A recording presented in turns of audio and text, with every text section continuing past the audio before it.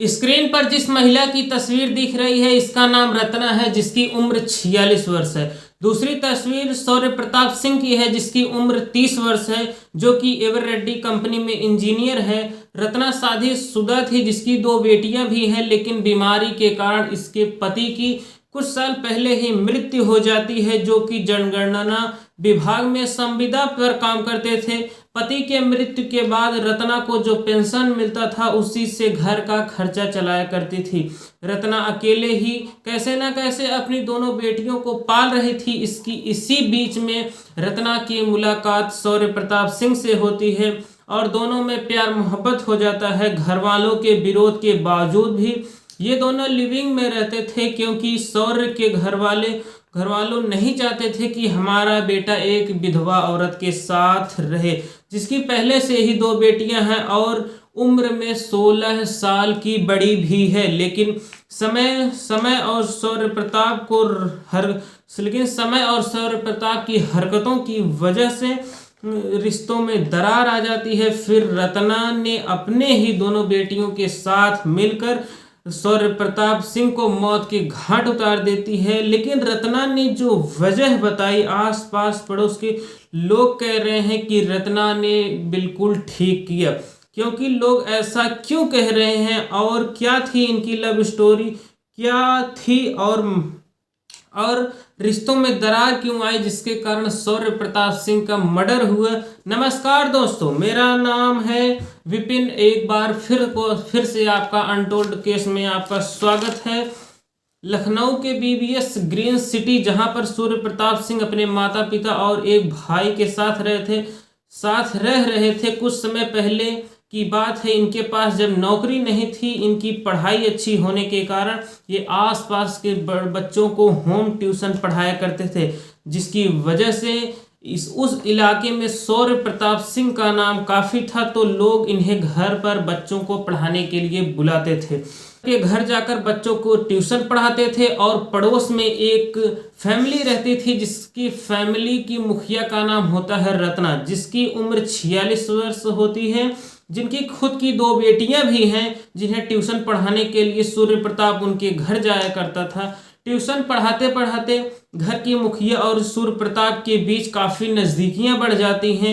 धीरे धीरे नज़दीकियां ये प्यार मोहब्बत में बदल जाती हैं। इसी बीच कुछ साल पहले रत्ना के पति की पीलियस से मृत्यु हो जाती है। पति के मृत्यु के बाद जो पेंशन आते थे उसी से ही रत्ना अपने घर का परिवार का गुजारा करती थी। रत्ना जो खुद एक हाउस वाइफ थी, इनकी कुछ कहीं से भी अच्छी अर्निंग नहीं थी कि अपनी ये 2 बेटियों को पढ़ा लिखा सकें। इसी बीच फिर से इनकी मुलाकात सूर्य प्रताप सिंह से होती है और ये मुलाकात फिर मोहब्बत में बदल जाती है। फिर से ये अफेयर में आ जाते हैं, पता नहीं चलता कि और ये दोनों बिना ही अफेयर के साथ ही लिव इन में रहने लगे थे। लेकिन कुछ समय के बाद इनके घर वालों को प्रॉब्लम होने लगती थी और सूर्य के पिता कहने लगे कि यार, वो तुमसे 16 साल बड़ी है औरत के साथ रिलेशन में हो, जिसकी पहले से ही 2 बेटियां हैं, और गांव वाले क्या बोलेंगे, आस पड़ोस के लोग क्या बोलेंगे। सबको तो सूर्य ने कहा मुझसे कोई फर्क नहीं पड़ता, घर वालों ने, और मैं उससे बेइंतहा मोहब्बत करता हूं और मैं उसके साथ ही रहूंगा। घर वालों ने कहा चलो तुम्हारी शादी करा दो। इसके बाद भी शौर्य प्रताप सिंह ने नहीं माना, तो शौर्य ने डिसाइड किया कि वह अपने घर को छोड़ देगा और कहीं पर रत्ना, शौर्य और उसकी दोनों बेटियां एक घर लेकर कहीं पर वे शिफ्ट हो जाते थे और अपने परिवार को वह शौर्य प्रताप सिंह छोड़ चुका होता है।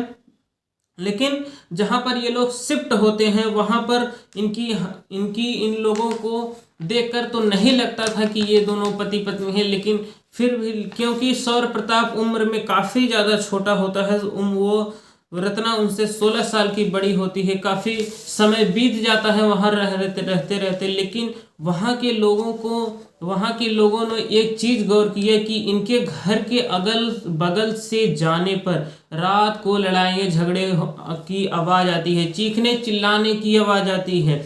मतलब इन दोनों के बीच काफ़ी लड़ाई झगड़े हो रहे थे। आसपास के लोगों ने ये सब चीज़ों को गौर करते थे और अचानक एक दिन की इनकी कुछ तू मैं होती है, जिसकी बाद रत्ना प्लानिंग करती है कि मैं इसको हमेशा के लिए अपने रास्ते से खत्म कर दूंगी।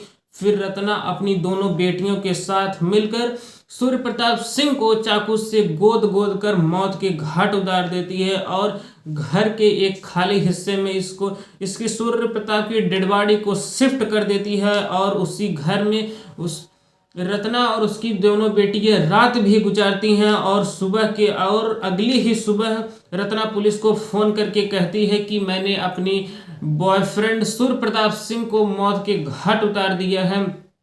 यह सुनने के बाद पुलिस भी अचंभित हो जाती है। पुलिस गांव के प्रधान के पास तुरंत ही फोन मिलाती है। फोन मिलाने के बाद कहती है कि वहां पर जाइए, क्या हुआ है एग्जैक्टली हमें इंफॉर्मेशन दीजिए। जब प्रधान वहां के घर पर पहुंचते हैं तो देखते हैं सच में वहां पर एक शख्स की हत्या हुई होती है। उसके बाद पुलिस वहां पहुंचती है।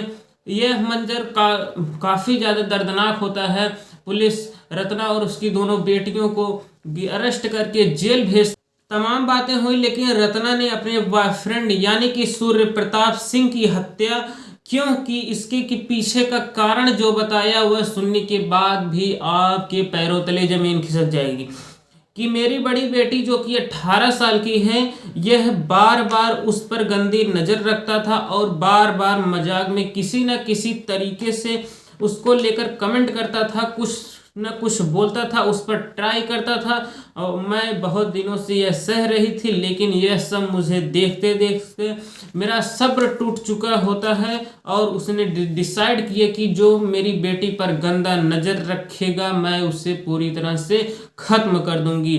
फिर अपने ही बेटियों के साथ मिलकर उसने हत्या कर दी। लेकिन जब महिला से पूछा गया तो बोली कि मुझे अफसोस नहीं, मुझे जेल जाना पड़े, फांसी पर चढ़ना पड़े तो भी मुझे स्वीकार है, लेकिन जो मेरी बेटियों के साथ गलत करेगा मैं उसे जान से मार दूंगी।